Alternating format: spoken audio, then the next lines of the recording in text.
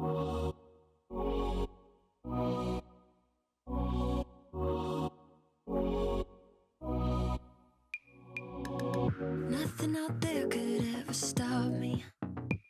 welcome back à la maison. Aujourd'hui, je vais vous faire découvrir la deuxième partie du coup de la maison. Comme je vous le disais, on est sur un duplex, donc le premier étage c'était le salon, la salle à manger et la cuisine. Et en haut, on a deux chambres, dont une qui s'est transformée en dressing et une salle de bain. C'est parti. Bon ben bienvenue du coup dans le dressing, la fameuse pièce qui était une chambre à la base et qui s'est transformée en dressing géant. On y a fait, on l'a vraiment dédié à nos vêtements avec tout un pan de mur pour Sacha, un pan de mur pour moi que je vais vous montrer juste après.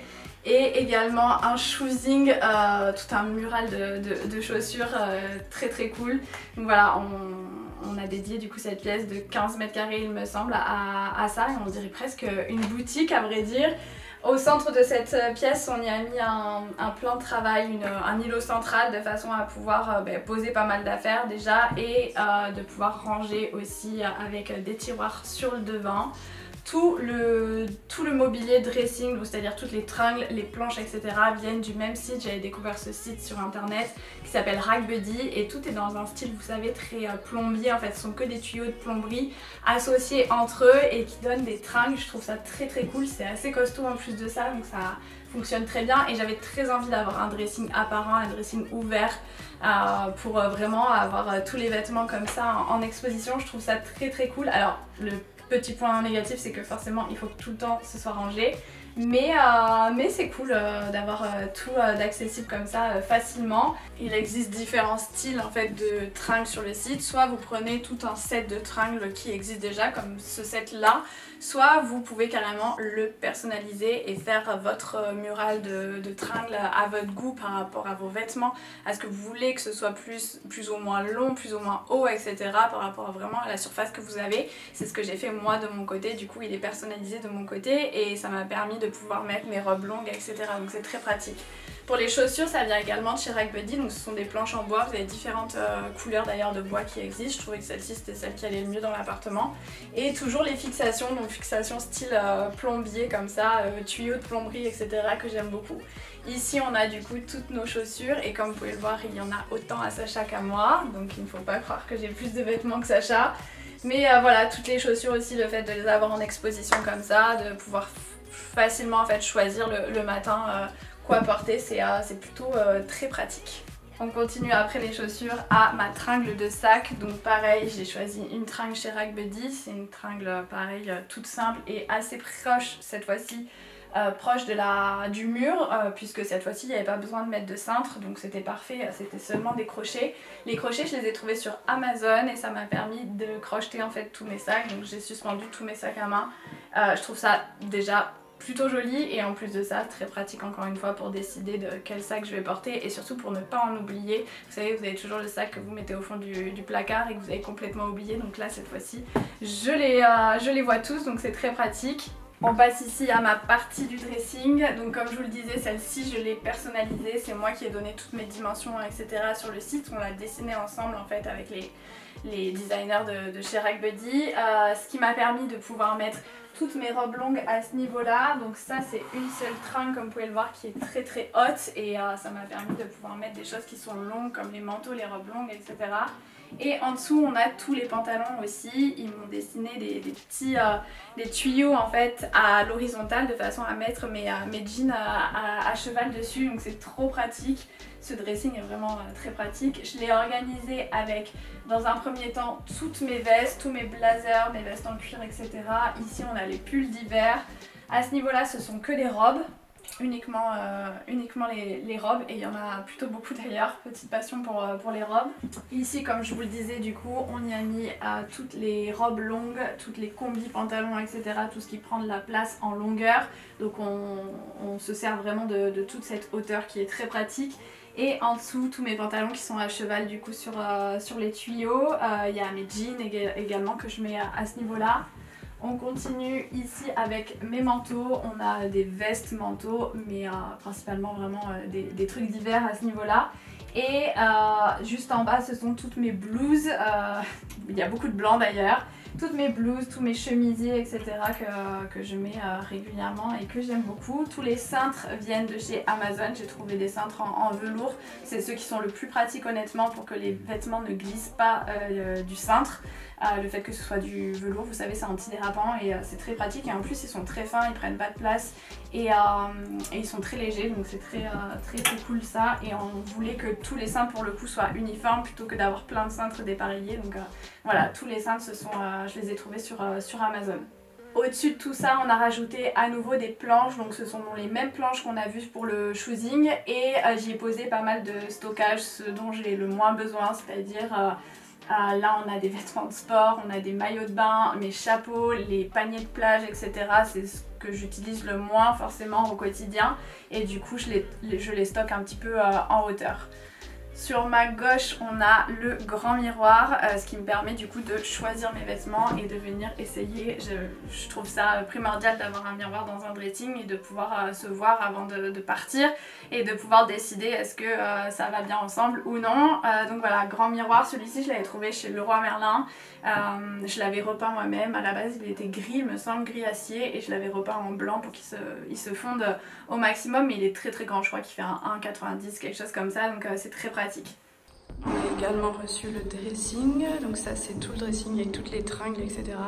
On est parti sur un dressing un peu différent de ce qu'on voit, je dirais.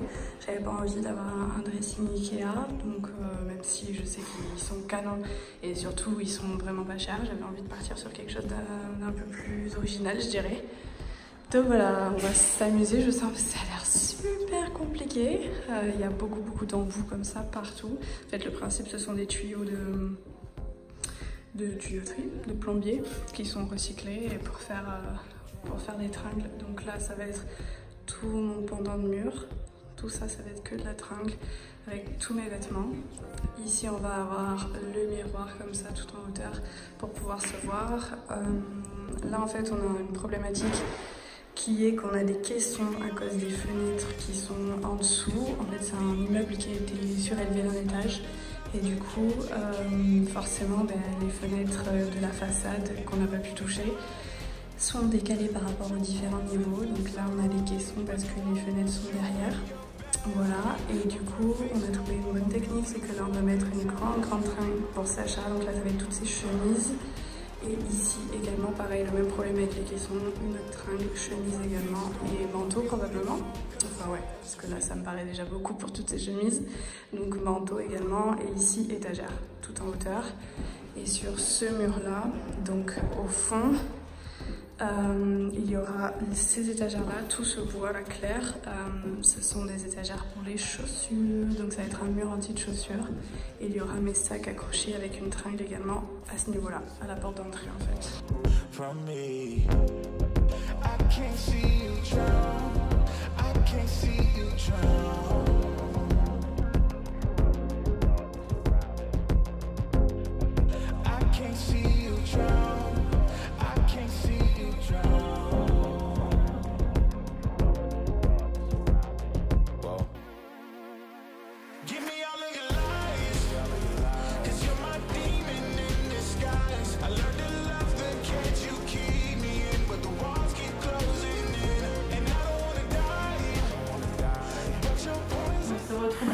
Dans la salle de bain, c'est une salle de bain que j'imaginais à la base en béton ciré. Je rêvais d'avoir une salle de bain en béton ciré. Le problème c'est qu'on est en étage, l'immeuble est en bois en plus de ça et Sacha m'a dit c'est impossible de faire, enfin du moins c'est possible mais malheureusement le béton ciré risque de craqueler et va s'abîmer avec le temps et risque de fissurer, donc il était hors de question de se retrouver avec quelque chose de fissuré. Du coup, plan B, solution bis, on a trouvé des carreaux qui ressemblent vraiment à 2 gouttes d'eau du béton ciré. Ce sont des carreaux avec pas mal d'aspérité, je vous montrerai de plus près, mais pas mal d'aspérité, de petits détails, un petit peu moucheté, vous savez, vraiment comme si ça avait été du béton fait à la main. Donc ils sont vraiment très beaux et surtout ils sont très grands, ils font 80 cm par 80 et du coup ça permet de minimiser les joints, d'avoir moins de joints et d'avoir cet effet un petit peu béton ciré. Cette salle de bain du coup est composée d'une douche, une grande douche à ce niveau-là, esprit douche à l'italienne mais avec un bac à touche. Elle est super grande, super agréable, on l'adore. Toute la robinetterie dans cette salle de bain est noire. On pose souvent la question de savoir si il y a des traces de calcaire. Il y en a forcément, surtout à Bordeaux où il y a pas mal de calcaire pour le coup. Il y a du calcaire, ça se nettoie assez bien, mais voilà, je vais pas vous mentir qu'il y a quand même quelques traces forcément qui persistent. Le meuble vasque et les vasques viennent de chez Leroy Merlin, seulement les poignées sont de chez Ikea. Ce sont les mêmes poignées qu'on a retrouvées dans la cuisine. Vous savez, les poignées arrondies de la cuisine, elles sont plus petites. Là, ce sont les plus grands modèles, je crois que ceux-là font 43 cm, quelque chose comme ça. La robinetterie à nouveau vient de chez Leroy Merlin, donc toujours la robinetterie noire. Comme vous pouvez le voir, il n'y a pas énormément de traces vues d'ici. J'ai fait un petit peu de déco à ce niveau-là, juste un petit savon à Aesop que j'aime beaucoup et quelques fleurs séchées, toujours les fleurs séchées qu'on retrouve un petit peu partout dans l'appartement. Et concernant les miroirs, je les avais trouvés, c'était une bonne affaire, je les avais trouvés chez Sostrengren. Vous avez la boutique imprononçable là. Je les avais trouvés pour 20 € il me semble, c'était vraiment pas cher et ils font leur petit effet, toujours avec le contour noir donc qui redonne une petite touche de noir, un petit rappel qu'on a un petit peu partout, donc c'était très très cool. Les carreaux en béton ciré que je vous présentais tout à l'heure, on les retrouve dans la douche. L'idée c'était vraiment d'avoir une continuité, toujours dans cet esprit très Kazakouk, vous savez, c'est un hôtel que j'aime beaucoup, qui a beaucoup de matériaux bruts, du bois brut, du béton gris, etc. Et c'était ce qui m'a beaucoup inspiré pour cette salle de bain. Donc voilà, on retrouve les carreaux jusqu'en haut et ça permet d'avoir une uniformité de ce côté-là.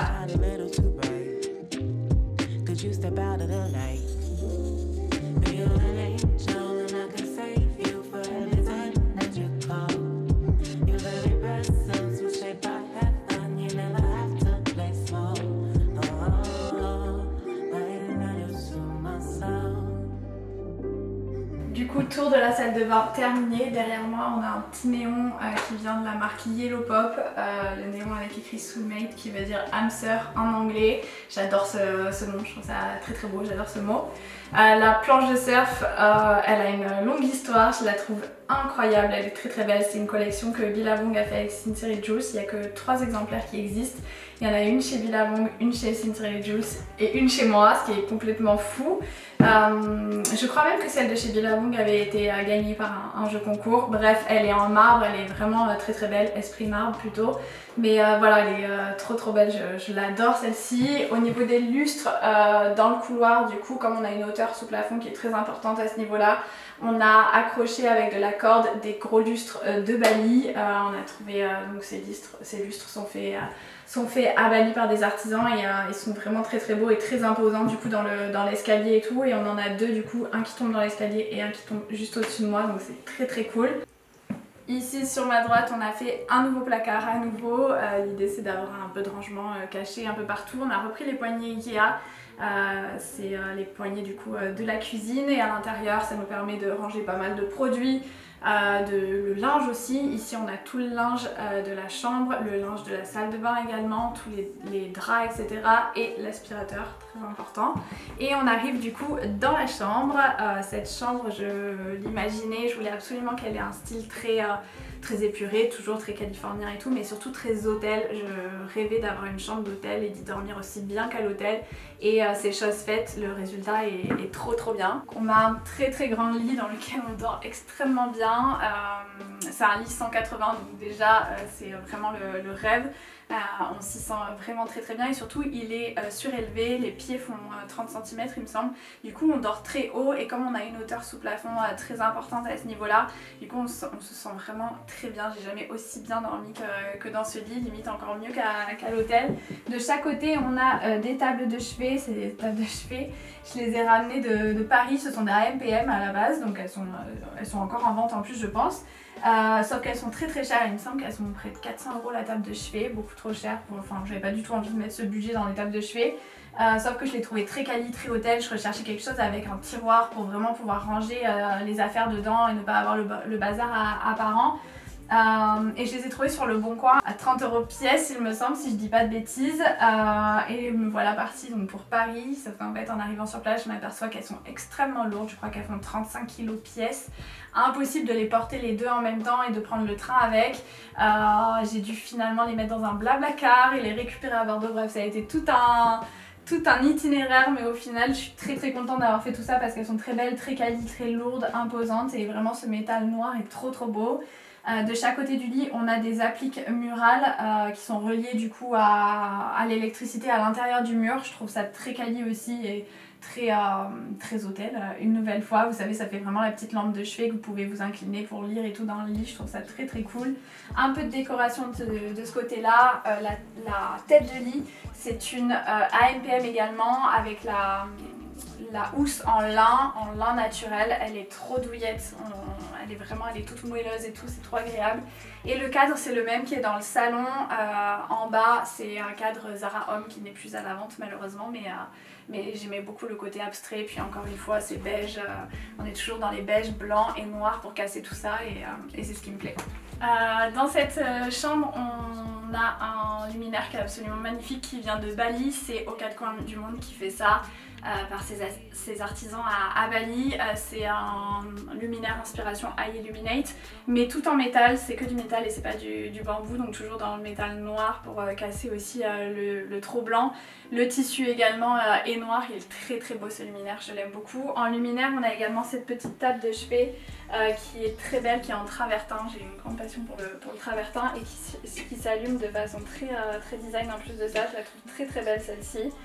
Je l'ai posée sur un petit bout de canapé qui vient de chez West Wing en noir. Derrière moi on a un miroir qui me tient énormément à cœur. C'est un miroir que mon grand-père m'a fait sur mesure, mon grand-père qui est antiquaire. Donc voilà, il a chiné tout le cadre doré puis après il m'a mis le miroir à l'intérieur.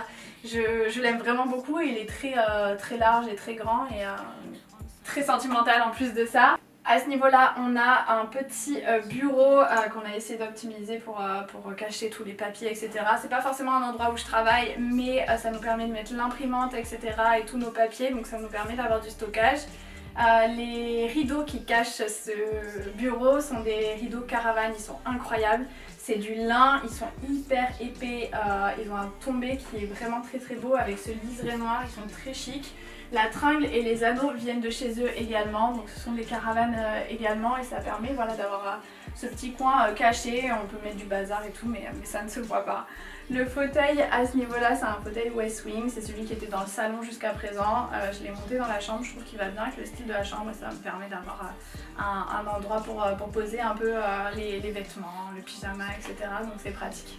Toujours les fameux rideaux de chez Caravane, cette fois-ci on les a mis donc aux fenêtres et cette fois-ci les tringles sont arrondis. C'est ce que je recherchais, c'était le truc que je recherchais le plus quand on a aménagé. Je voulais absolument des tringles arrondis, je trouve ça hyper original et hyper design, donc j'aime beaucoup et Caravane faisait ça. Donc là on a doublé le rideau de façon apparente, chose qu'on n'a pas faite de ce côté-là, on l'a caché. Mais voilà, je trouve que le petit liseré est apparent et je trouve ça très mignon, ça donne un petit cachet à la chambre.